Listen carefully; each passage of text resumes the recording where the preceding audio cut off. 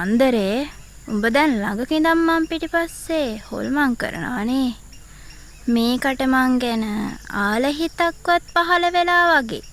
පව් මෝඩ මිනිහා. රජතුමා දැනගත්තොත් මේකගේ හිස ගසා දානවා. අන්දරේ උඹ මොකද අතන කරන්නේ? මෙහෙට වරේ. අනේ සමාවෙන සේක්වා දේවිය. මම මේ මුත්‍රා කරන්න කියලා පාත් දුනා. ඇයි අන්දරේ උඹ නොදන්නේ නේද මේ රාජකීය උද්‍යානය වගේ? මෙහෙ මුත්‍රා කරනවද මිනිහා? දේවිය මොනවා වදන්නවද වන්දා? මේක බිලින්ගලිය වගේ පුරාට කිට්ටු වෙච්චාම මේක රාජ උද්‍යානයේද රන් මසුනේද කියලා බලන්න ඇරලා දානවා. මට සීනි දේවිය.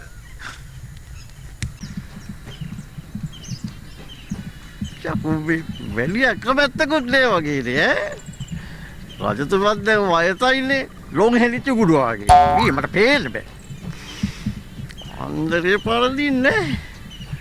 කරකෙන් බැරි නම් කැමරෙක් කිව්වලු.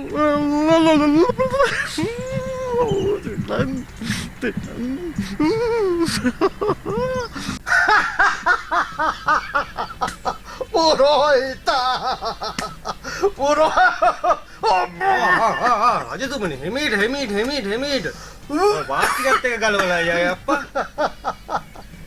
ඔය පරණ එන්ජින් අප්පා ඒ හින්දා හිමීට hina වෙන්න. අම්මෝ. හැබැයි පුතෝ රජතුමනි තල්ලු කරලවත් ස්ටාර්ට් කරන්න බෑ. අපේ රජතුමාට පුදුම සන්තෝෂයක් නෙවෙයි තියෙන්නේ. තේරින් වහන්සේ. ළඟට එනකම්ම දැක්කේ නෑ. එහෙනම් මට චුත වී වදාරන්න අවසන්. හොඳා. අපේ දේවින්නාන්සේ මොකද අද මේ උදැහැනැක්කෙම රාජකීය උද්‍යානයේ පැත්තේ සක්මන් කරන්ට ගියේ නැතුව ගියා රජතුමනි. ඔබතුමාට පැවසීමට මට විශේෂ කාරණාවක් තියෙනවා. නොසංගවා පවසෝ මගේ ප්‍රිය දේවිය. ඔන්න හැබැයි කේන්ති ගන්න ඔට්ටු නෑ. නැත දේවිය මම කේන්ති ගන්නේ නැත.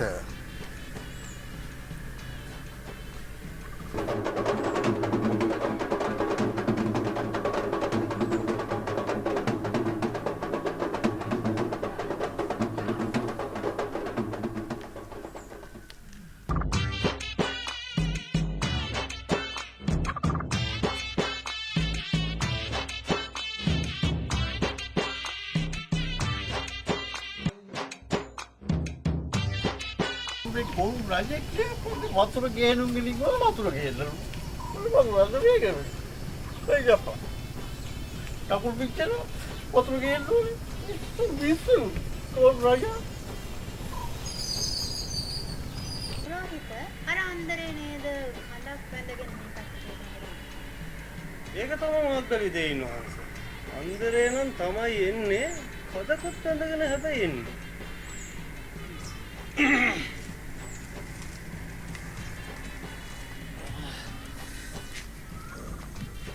ඕම් වැඩි කොලා දෙවියන් වහන්සේ. මං කිව් පරිදි රාජකාරිය හරියාකාලව කරාද අන්දරේ? එසේම ආනන්දතුමනි. ඔබ වහන්සේ කිව් පරිදි වැව් අමුණු වල ඇලදොල ගංගාවල ලිම්පකුණු වල වතුර රැගෙන ආව මහරජතුමනි. එපමණක් නෙමේ මේ රාජකීය පොකුණේ වතුර ඩිංගිත්තකුත් තරන් ආවා. ආන් අර දියබදුන ගන්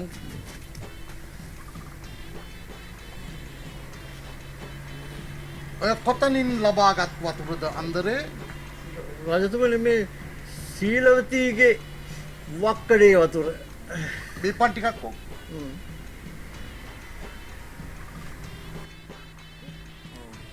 දැන් ගන් ආන් අර බඳුන් ඔය කොතනින් ලබාගත් වතුරද?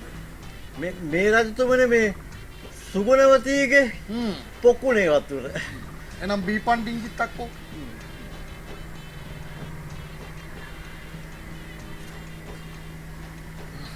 ආන් අර එහා පැත්තේ බඳුන ගම් බලන්න.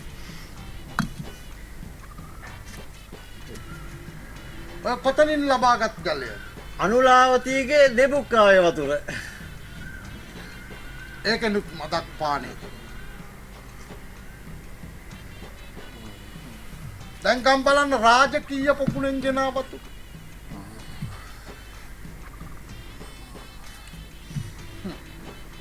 ඕකෙනුත් ටිකක් යහමින් පානය කරමු.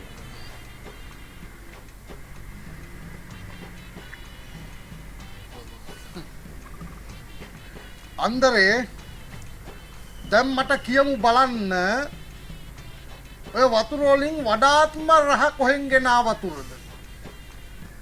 දෙවියන් වහන්සේ අවසරයි මේ වතුර වල එහෙම ඉතින් රසයක් තේරෙන්නේ ඔක්කොම එක වගේ තමයි. එහෙමද? එහෙනම් තෝ හොඳින් මතක තබා ගනින්. තොට වතුර තිබහනම් තොගේ ගෙදර ලිඳේ වතුර බීපිය ගිහිල්ලා. රාජකීය පොකුණ තියෙන්නේ රජතුමාගේ පරිහරණයට බව මතක තබා ගනින්.